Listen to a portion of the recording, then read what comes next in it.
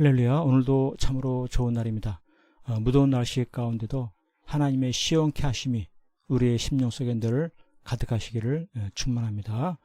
이 세상 살아다 보면 뜻대로 안 될 때가 있습니다. 계획대로 안 되고 목표한 대로 안 되고 어그러지는 그러한 상황이 벌어질 때 어떻게 되겠습니까? 바로 그때 섭리하시는 하나님, 하나님의 섭리를 바라봐야 됩니다.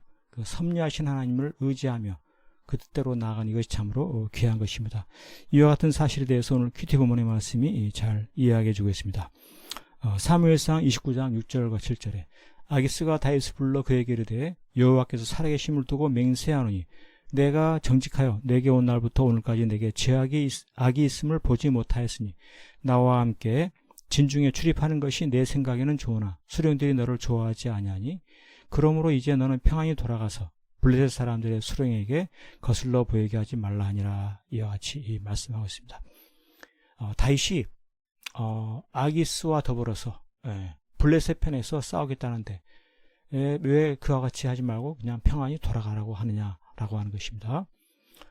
아기스가 다윗을 불러 여호와께서 살아계심을 두고 맹세한다며 정직하여 내게 온 날부터 오늘까지 내게 악이 있음을 보지 못하였다 하면서 어떻게 돌아가라 할 수가 있느냐. 전쟁의 상황 속에서 한 편이라도 더 끌어들여서 더 큰 무력을 갖춰야 되는데 어떻게 돌아가라고 하는 이와 같은 일이 벌어지느냐 이것입니다.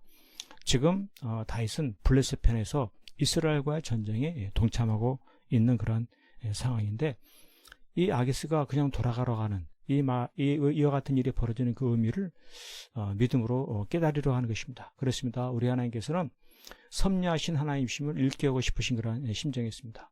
하나님은 다윗을 돌보십니다. 다윗을 하나님께서 인도하십니다. 그래서 믿음이란 무엇입니까? 선을 이루신 하나님의 그 섭리를 알아가는 것입니다. 하나님은 돌보신다. 선을 이루어 가신다.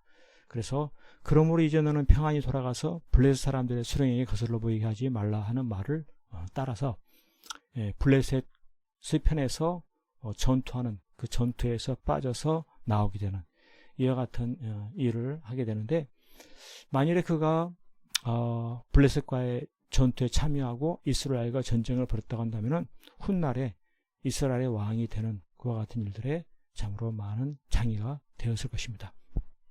그래서 하나님의 섭리를 의지함을 통하여서 조용히 빠져나오는 이 일을 통하여서 훗날 다윗은 이스라엘의 왕됨을 잘 준비하는 이와 같은 결과를 가져오게 된 것이죠.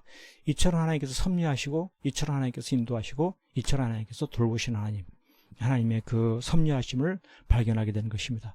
그렇습니다. 오늘 우리의 삶 속에서도 뜻대로 안 될 때가 있습니다. 계획대로 안 되고 바람대로 안 되는 그와 같은 때 어떻게 해야 되겠습니까? 바로 섭리하신 하나님을 의지하는 것입니다. 하나님 인도하심을 구하고 하나님의 도우심을 따라 순종하며 헌신하며 살아가는 바로 이것이 귀한 믿음인 것이죠. 이와 같은 섭리하신 하나님을 의지하고 그 인도하심을 따라 나갈 때 그는 훗날 최선의 자리에 오르게 되는 이와 같은 복된 결과를 가져오게 되는 것입니다. 그렇습니다. 하나님은 지금 온 세상을 섭리하고 다스리고 계십니다. 내 인생 가운데 관여하시고 섭리하고 계십니다. 내 모든 일들이 잘 되지 않는 이와 같은 상황이 벌어질 때 섭리하신 하나님을 의지하고서 그 하나님의 인도하심을 따라 순종하며 헌신하며 살아감을 통해서 내가 주시는 가장 최선의 자리에 오르고 하나님께 감사하게 되어지는 그와 같은 복된 삶 될 수 있기를 간절히 축복합니다. 아멘.